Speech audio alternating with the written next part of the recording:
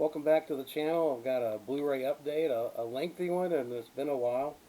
As you guys know, I try to watch all the films and the special features before I talk about them.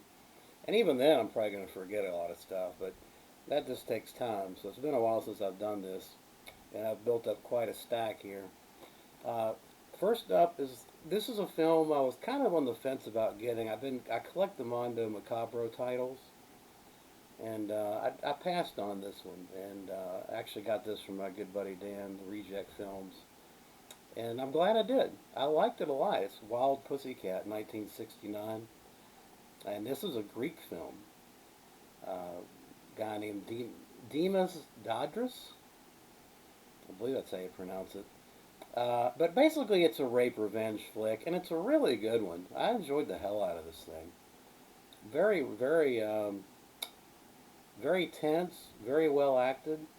And I highly recommend picking this up if you don't have a copy of it.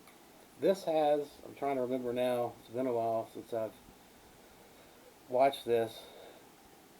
Well, it's got a new HD scan from the original camera negative.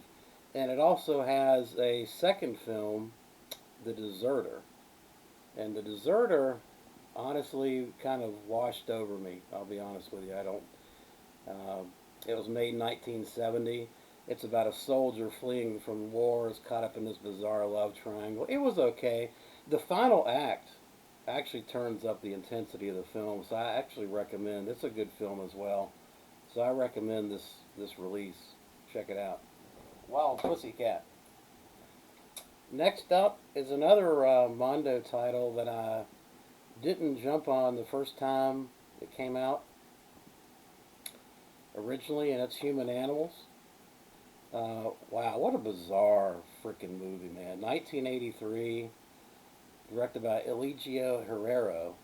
It's about two men and a woman, two men and one woman, and they're last people on Earth. And basically, there's no dialogue in this. It's just a bunch of them trying to scrounge for food and survive. And there's some really sick and twisted shit in here. Animals, well, let's just leave. I'd rather leave it to the imagination, but it doesn't pull any punches. Let's put it that way. It's a bizarre love triangle. Not really my cup of tea. I gave it a 6 out of 10. It's got a 4K transfer, an interview with the director, writer, producer, and then it's got a booklet. Not bad, but it's not something I'll probably revisit. Next up is some blaxploitation, Vinegar Syndrome. This is a title that escaped my purchase. Disco Godfather. Rudy Ray Moore, man, you gotta love Rudy Ray Moore. If you've seen any of his films, um, he's just a lot of fun, and he made these movies on a shoestring budget. I just admire him for the effort he puts into it. All the films are basically the same kind of thing, where they feature Rudy Ray Moore taking on drug dealers or taking on the mafia or taking on rival clubs. In the case of this film, taking on a rival disco club. It's just a cheese fest. Great stuff. There's audio commentary tracks on here, which are interesting, and interviews. It's a good release from Vinegar Syndrome. Definitely recommend it. Next up is a Severin release, and that is Black Candles. Black Candles is a bizarre Euro sleaze fest, man. It's really kind of borderline on. I mean, it's kind of borderline porn in a way, but it's basically about a coven of witches, and I mean, the pervert in me loves it. Jose Larraz really outdoes himself with this one. It's a nasty piece of sleaze. Lots of sex, lots of nudity. Really, it could have been a softcore porn film, quite honestly. But yeah, it's good stuff. I liked it. Sexual deviance. Rod Barnett and the Nashi Cast guys do an audio commentary on this, and then there's a documentary. Uh, Made by the Devil Interviews. So it's a pretty nice release from Severn. Definitely recommend it. Next up, Petey Wheatstraw, another Rudy Ray Moore film that I had a DVD of this in the collection, but I finally upgraded. And again, this is another fun blaxploitation flick from Vinegar Syndrome. Highly recommended. Great stuff. This is a Blu-ray DVD combo. Next up is the notorious Night of the Demon slasher film from Severn. Oh my gosh. You've got Bigfoot rape in this. What more can I tell you? Great stuff. Great stuff. Night of the Demon, love it. You just don't get films like this anymore. You never will. 70s and 80s, it's just, I don't ever see it coming back as we get more and more socially conscious and trying not to offend anyone. That's a damn shame. I think more people need to be offended. But yeah, Night of the Demon, definitely need to own this. 1980. It's cheap and it's poorly executed, but its inventive kills. You got a sleeping bag kill, which predates Friday the 13th. You got penis ripping. It's just a blast. And it's hard to believe this thing made the video nasties. I mean, how can you take this seriously? Anyway, it's directed by James Wasson, and it's the only film he did. I sure wish he'd done others. Lots of great special features on here. A segment documentary on the video nasties. It's basically got over 5 hours of special features. It's great stuff. Audio commentary, interviews. It's good stuff. Excellent release from Severn. Highly recommend it.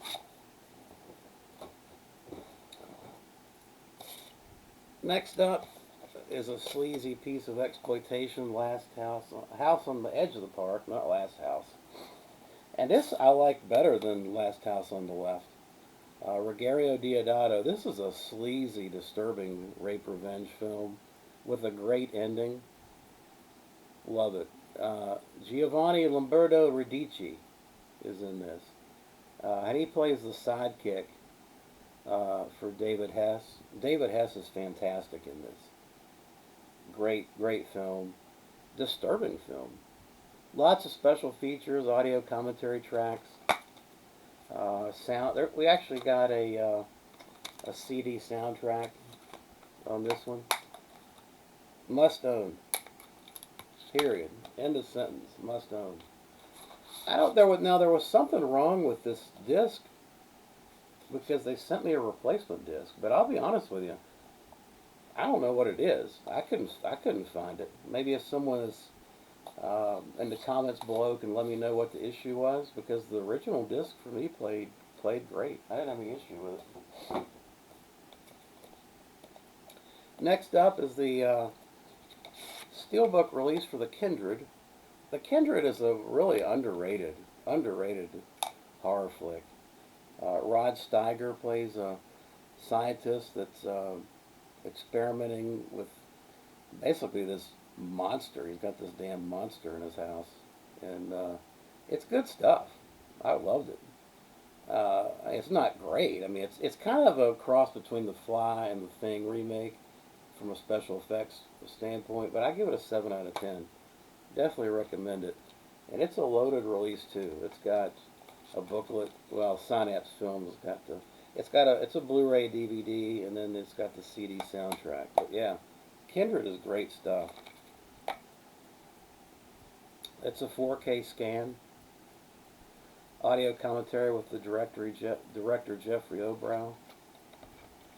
Good stuff from Synapse. Sorry, I think I might have said Severn. Yeah, Synapse. Great stuff. Excellent. Next up is this is a Scream Factory limited. This is one of those that they've been putting out on their website as limited. I mean, it's a way to get. I guess it's a way to move product, you know. But Day the World Ended, Roger Corman. It's not great, but, you know, it's fun. 2K scan and an interview with the producer Roger Corman. It's cheesy and it's everything you would expect a cheesy guy to monster costume. I don't know. It's a fun way to blow 60 minutes. And then your other one that came out was the Brain Eaters, which was a rip-off, low-budget rip-off of Invasion of the Body Snatchers. It's decent as well. No special features. I mean, I guess this is, again, these things probably aren't going to sell, so they're made them limited. They're trying to hype the marketing on them, Scream Factory, by putting them out on their website only as limited exclusives. Probably the only way they'd sell them. Next up is Dario Argento's Trauma. And I like Trauma. It's a Vinegar Syndrome release. Beautiful, beautiful release.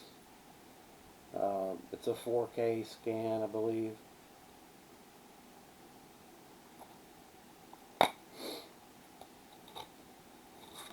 As far as special features, there's a whole host of them. Interview with special effects. Tom Savini did the special effects in this one. But yeah, Trauma is an underrated modern Dario Argento film, I think. I'm trying to remember when it came out. Was it the 90s?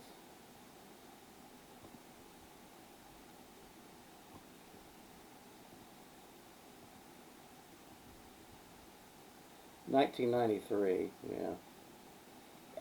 It's toned down, and the color palette is a little bleached out compared to what you get with some of Dario Argento's classic gialli, but it's well acted and interesting.